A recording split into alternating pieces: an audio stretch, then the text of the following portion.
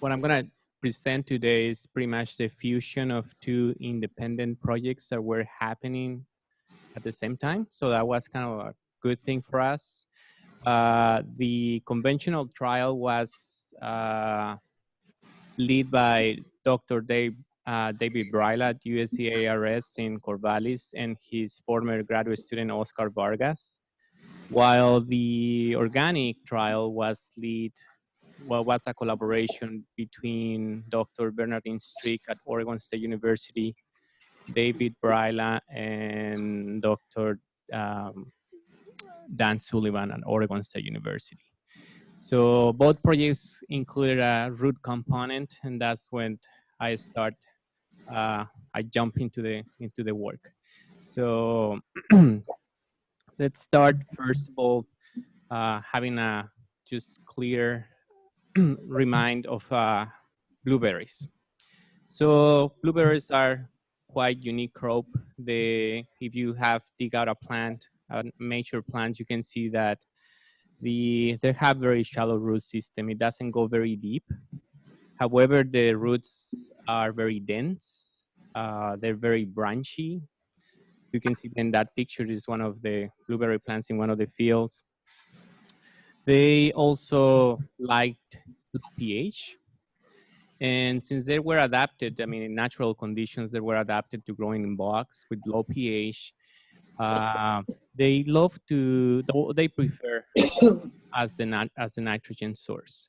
And ammonium is mainly the main nitrogen form in low soil pH. So it's quite an adaptation that happened over millennia. They're quite sensitive to high salinity. So that's one thing that we kind of know about blueberries.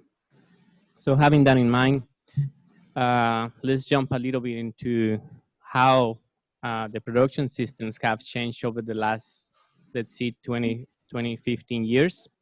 This is how blueberry was produced at least in the Willamette Valley, maybe 15, 20 years ago.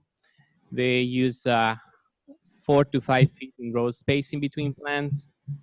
They have a flat ground planting. They use the sawdust as a mulch. And it was very widely used, the sprinkler irrigation, overhead sprinklers, and one application of a granular fertilizer. However, in the last, I would say maybe 10 years, things have changed significantly. And now we have higher density plantings. It's very common the use of raised beds. Another new thing, probably in the last 5 years, is the use of the weed mat to protect or to control weeds. And this is quite a very interesting thing that we need to look at the future to study what is happening below ground, because it's a black cover. And we're experienced that soil temperature is getting warmer early in the year, in the season. So obviously this is creating some quite interesting conditions in the soil. The use of drip irrigation together with the irrigation is quite common right now. And other thing that we have is the organic systems. That is just a new variable into the organic production system. So we're doing a lot of stuff. We're doing a lot of new things, a lot of stuff above ground. But the question is, what is happening below ground? Yeah, we can see that the plants probably look better in a raised bed, or things are much easier controlling weeds with a black cover. But what's really happening below ground? And that's the challenge of the research, or any crop. That's the challenge in what's happening to the roots that are actually doing the water and nutrient absorption. So this graph represents what we knew about roots being produced in blueberries. This was research done in the 1980s, and basically they look at roots growing on plants that were a little bit between the roots that were growing between sawdust and soil. What they did is they dig out the the sawdust, remove the sawdust, and take some of the root samples and then measure them as much as they can. Back then with the technology, probably using a ruler, and measure the length of the very wide roots.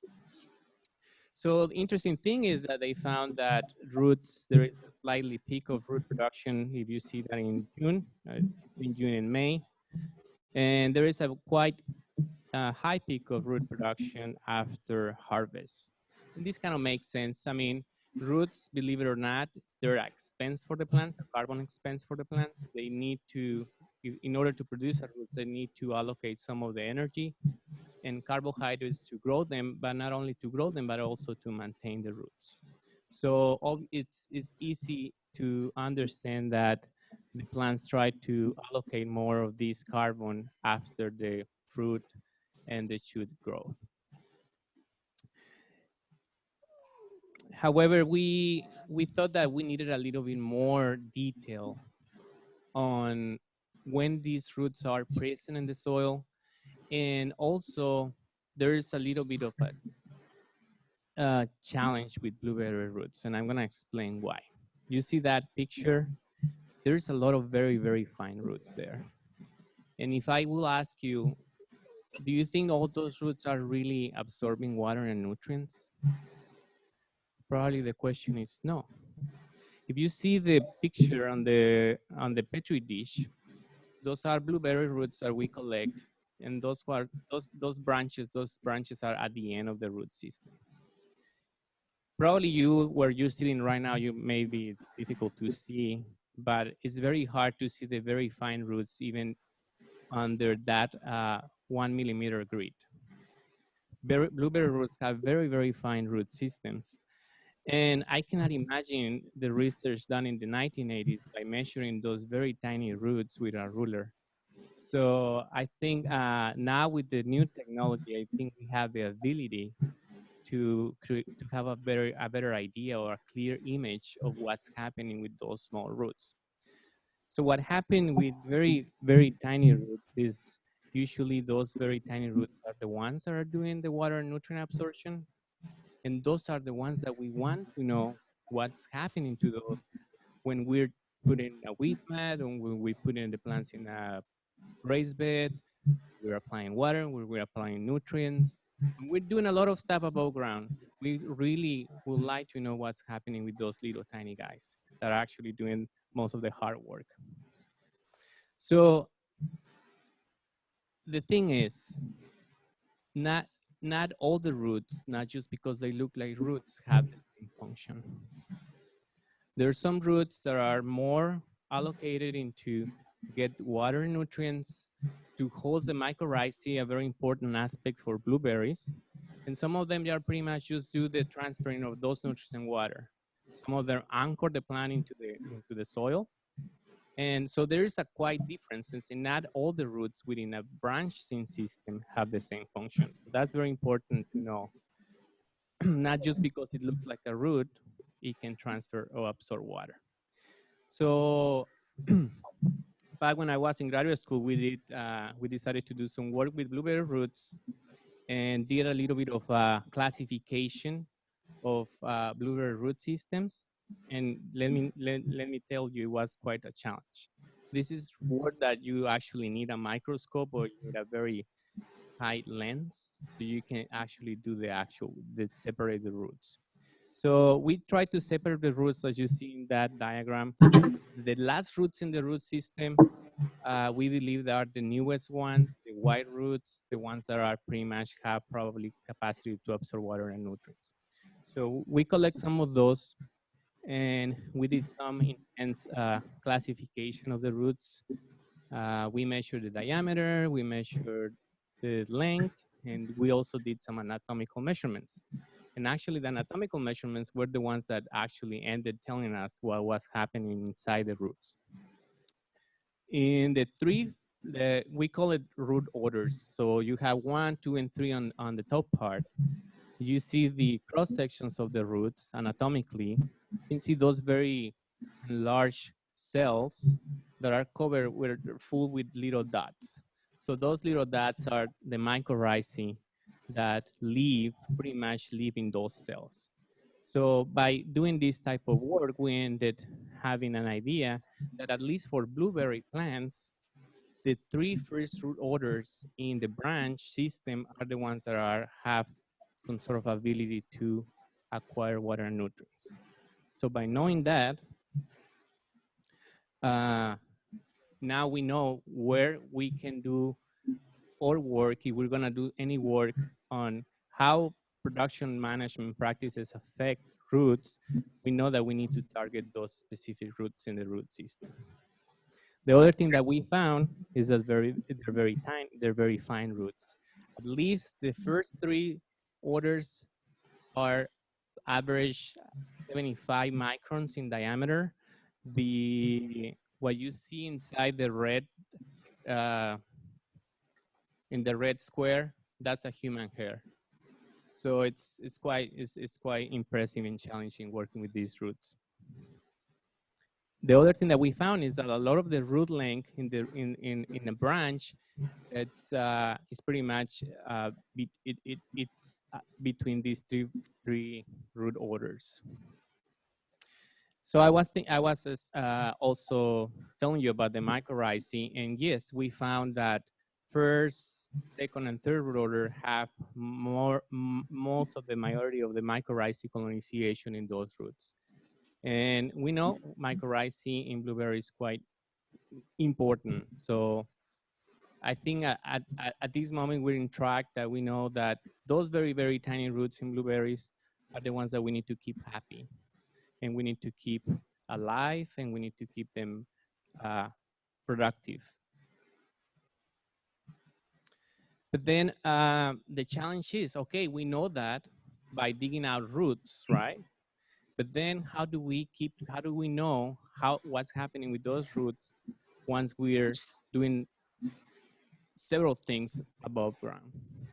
So, well, there's different ways. There's different ways that that we can do that. And I think the important thing is, one of the important questions that we have is when these roots are present in the soil, when these tiny roots, the new ones, are present in the soil. Are they present in the soil during the season when we're applying fertilizers? Are they present in the soil when we're applying water? When exactly they are there? So we can sample our roots and probably get a sample and then look in the microscope and see, yes, we have some of these roots.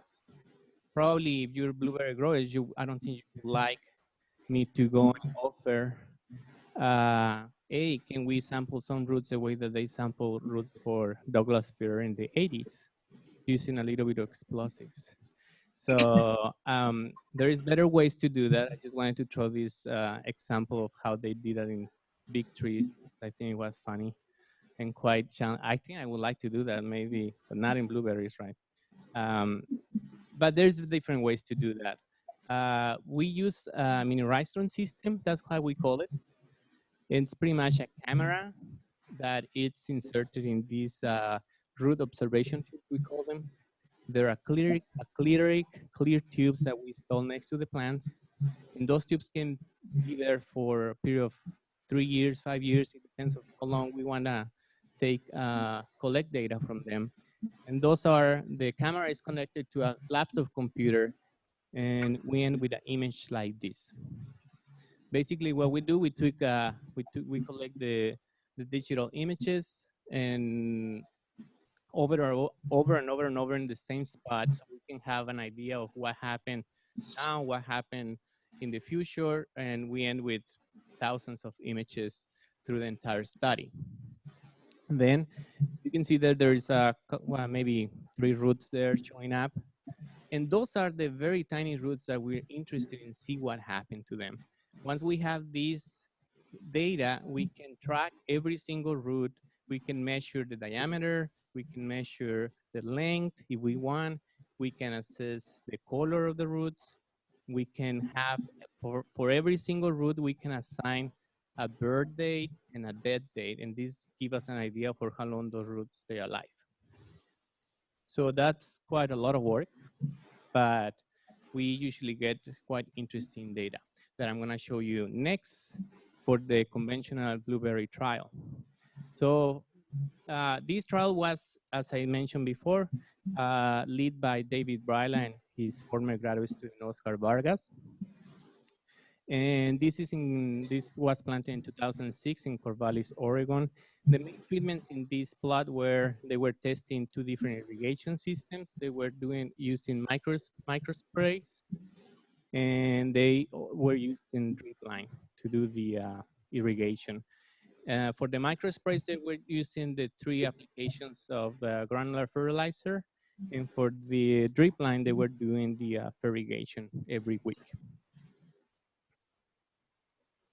That's Oscar Vargas. They also were doing another type of measurements using different sources of nitrogen and different rates of nitrogen, but I'm not going to go into detail into that. This is just what happened in that particular trial above ground. Yield, usually I think growers are very happy seeing yield results. And it was pretty easy to see. On green, we have that fertigation was the better option for this trial with 12 to 40% more yield compared to when they were doing the granular application of fertilizer. So we know that at least for that treatment, plants were very productive, were very happy above ground. Now let's see what happened below ground. Before we go below ground, let's see, there is a little bit of history for this trial. At the beginning of the trial, they were also collecting some soil solution, and they were doing some salinity measurements on the soil solution and some of the ammonium concentrations, and they found that at least for the granular applications, they were having this very huge peaks of electrical conductivity, meaning that the plants were pretty much getting damaged by salinity, as you see in the pictures. Obviously, that's directly damage into the root systems, and we will see what happened, what were the consequences of this over time. This is just a picture of the early years of the study. Very easy to see that the granular wasn't performing very well above ground compared to the fertigation application. It was probably due to the problems with the high salinity that was created with the granular fertilizer. But we also believe there were a little bit other factors to consider that I'm going to talk about later. Okay, these are the this is the graph that shows the root production, and all this data was collected from 73,000 images that we look at with using the camera system, and we were able to follow at least a little bit more than 2,000 individual roots over time. I just want to say that this is just a lot of work for our undergrads looking at all those images. So we're pretty glad to have them. Basically, what you see here is very similar to the first graph that I showed you about what the people in the 1980s found.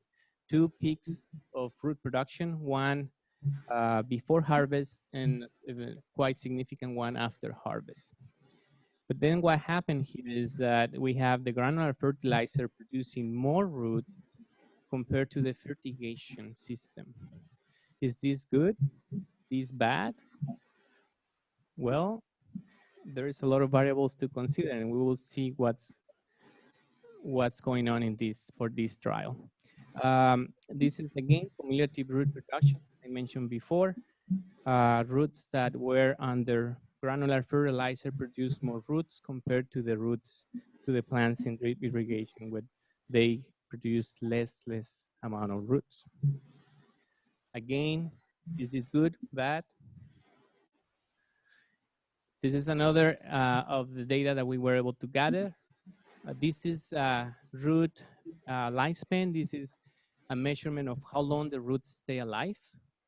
And we saw that roots in the fertigation stay alive longer than the roots in the granular application. Does it bring something into your head? Something? This graph is pretty much what you see there. Fertigation to the left, granular fertilizer to the right. Standing crop, we call it all those roots that's once they born, they stay alive and they don't pretty much whatever we can see every time that we take images. And then you have on the dark gray, you have the cumulative root production. What we see here is on the fertigation, those roots use less root, but there was less mortality. Those roots stay alive longer, as we saw in the previous graph. They have long-lived roots and they produce less roots. So what I wanted to bring you into, if you were seeing something, is that we believe the plants under the fertigation were more efficient. They have a more efficient root system since they didn't need to produce a lot of roots in order to have a higher yield. They didn't need, obviously, the trade-off was that those roots needed to remain alive longer time. What happened in the granular fertilizer probably was that it's not as efficient nutritional applying the nutrients. So the plant, when the plant doesn't see the nutrients, it sends a signal to the root system and say, okay, we need to grow more roots because we need to look for the nutrients. So then what happened, the plant tended growing this big root system that probably there is going to be a point that there is not going to be enough nutrients to scatter or to get, or maybe it gets too costly for the plant to maintain those roots. And what happened with the roots, as you see in the granular fertilizer, we have that big peak and then a big drop. That over winter, the roots die. So it's a matter of efficiency, what we were able to observe in this data. So conclusions for this study, we observed the two peaks of root production. We talk about the efficiency in plants on the fertigation, more efficient root system, probably because they saw that nutrient availability like every week, so they didn't need to expand that root system. And obviously, since the roots were already there, we said, well, let's keep it for longer time. Obviously, the granular fertilizer, things were a little bit less efficient by having higher mortality and more roots. Okay, let's talk about the organic blueberry trial. This was a huge trial. It was a big factorial design testing different things. We have two cultivars, Duke and Liberty. The data that I'm going to show you, the data that we collect for the root data was only for Duke. We have raised bed, we have flat ground, we have sawdust on top, and some of the weed mat on top as weed control. The plants were irrigated by drip. They were fertilizer using either high or low rates of feather meal as granular and a fish emulsion. And since this is a huge project, I mean, we decided just to look at some of the treatments for the root observation tubes, and we only look at the fish emulsion for this particular trial. So you see that you can see the pictures there of the tube next to the flat with sawdust, weed mat, raised bed, and with the two weed control treatments. So this trial they finish, and this is just to show like an overall very broad results of what we found in this project. The best treatment was having the plants on raised beds, weed mat. They were very productive. We saw a lot of shoot growth in these treatments. It was quite a mixed response on the fertilizer source and rate. I'm not gonna go into detail about that. That would be a different talk. And one thing that we observed that I was mentioning before about the use of the weed mat, I think we will need to dig into what's going on with weed mat in the future, since now a lot of people is using it, is that the organic matter is declining in this using the weed mat. And we know that blueberry plants like high organic matter content. So for this particular project, we collect 257,000 images. If you see, compared to the 70,000 images in the other project, this project was huge. We're happy to say that we just finished analysis like a month ago. So we're in the process of getting all that data together and putting that data together. So this is just preliminary data that we were able to catch like 2 years after or 3 after the project. But we have interesting trends. We can see here that this is root production under the wheat mat and the sawdust. It was quite interesting to see that we also observed, this is a different project, Aurora, Oregon, and we observed also the peaks of root production being pretty similar to the conventional trial in Corvallis. We saw one peak before harvest and like around Verizon when the berries are turning blue. And we saw a second peak in after harvest. So I think we know, knowing this data, we know that we're in the right track. This is the cumulative root production. When we saw sawdust have more roots produced than the wheat mat. And the rate, when we compared the planting, was, I think we're still seeing a little bit more roots produced in raised beds than in flat ground. And this is the root standing crop. When we compare sawdust and wheat mat, we have more roots on standing there for a long time on the sawdust compared to the wheat mat. So what this is telling us? It's telling us that we're getting less roots produced on the wheat mat compared to the sawdust. Any idea? Does it bring you something? It's pretty similar to what we observe in the conventional trial. What happened here is that I think this is more the way that we apply the fertilizer more than any other thing. Is in this case we have the wheat mat, but when we apply the fertilizer, we open the wheat mat, so the fertilizer was applied directly into the soil. For the conventional trial, the way that we have for the fertigation that has the least amount of roots, the lines were pretty much close to the ground. Well, when you apply fertilizer by hand, you're applying that on top of the sawdust, and you have like several inches of sawdust. It was kind of similar, the same thing here. When we applied the fish fertilizer the first 3 years, it was I think the first year they applied by hand, the second year they sprayed, but it was always on top of the sawdust. Well, on the wheat mat, it was just directly into the soil.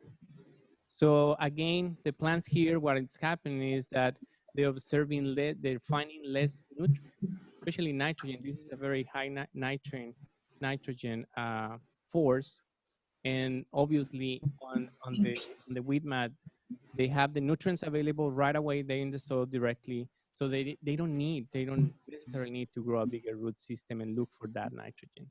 Well, in the sawdust, probably there is a little bit of more, it's less efficient, so that the plants actually try to grow a bigger root system. One thing that we don't know yet is when we see at the standing crop, the roots, it seems to me that the roots in the wheat mat are turning over more often. That means that we have higher mortality. They have a smaller root system, but they have higher mortality. But since we don't have the data yet, I'm still cannot say conclusive statements about that. But this will be also interesting to know, because if it is true, it looks like probably the higher temperatures in the wheat that the plants are experiencing maybe is creating higher mortality in those plants. However, we know that until now that doesn't have any negative effects, at least in production yet. But I think we will have a better idea once we get all the data out. Again, when we compare the planting systems, we observe more roots on the raised beds than the flat ground. This I don't think this is a nutritional aspect. I think this is more a physical aspect. The blueberry roots you see, they're very, very fine. And those flat grounds, I remember taking some soil course, they get pretty hard. And I don't think the blueberries have enough capacity to penetrate the soil deeper in the soil.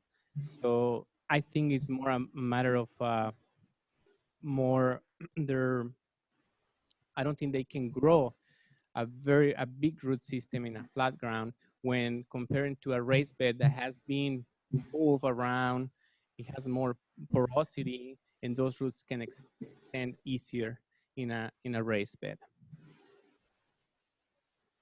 So for conclusions, we have obviously sawdust resulted in twice as many roots as wheat mat.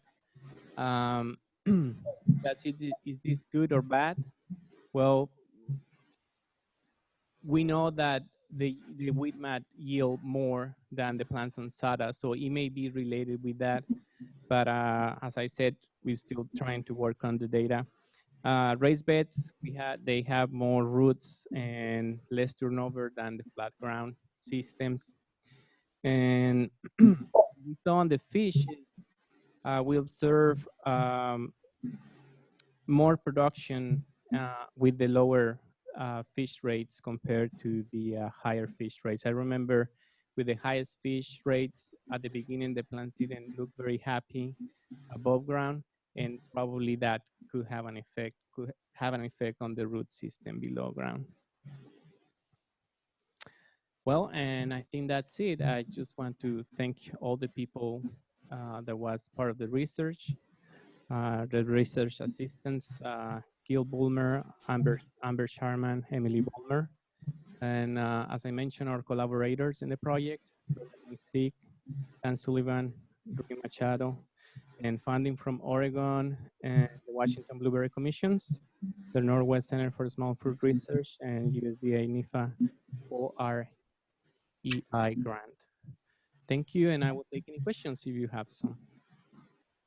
Yes.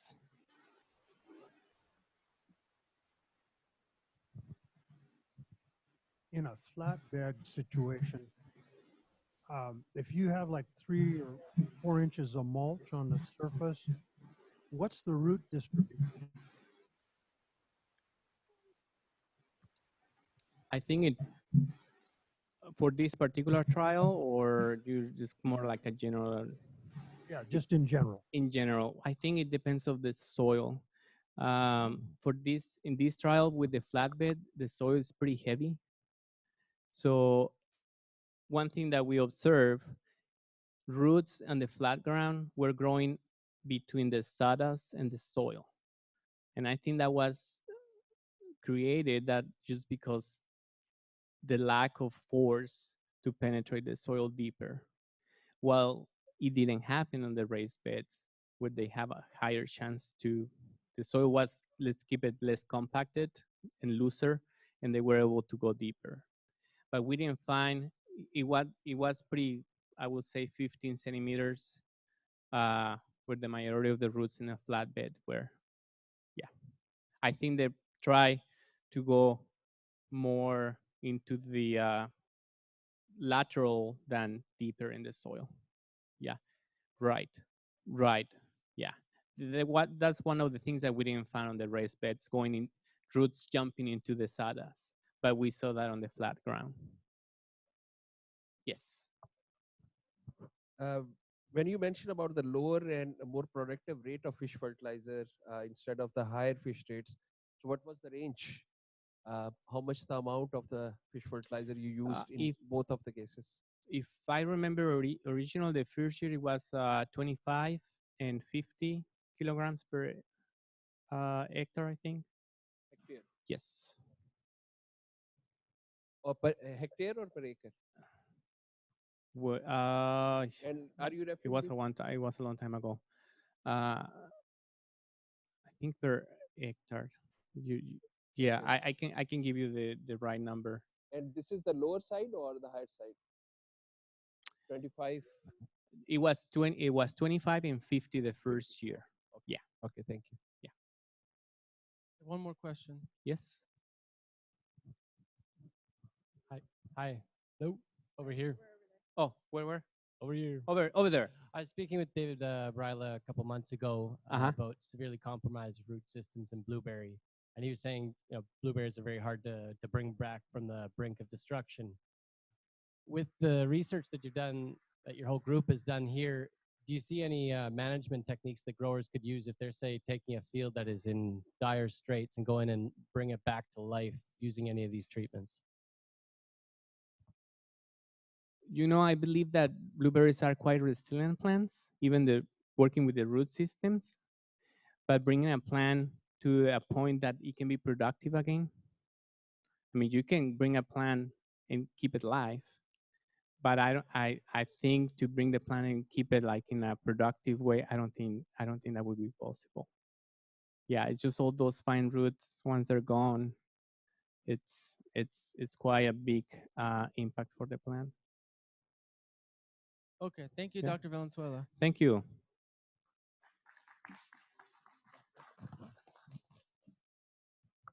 Okay, our next presentation.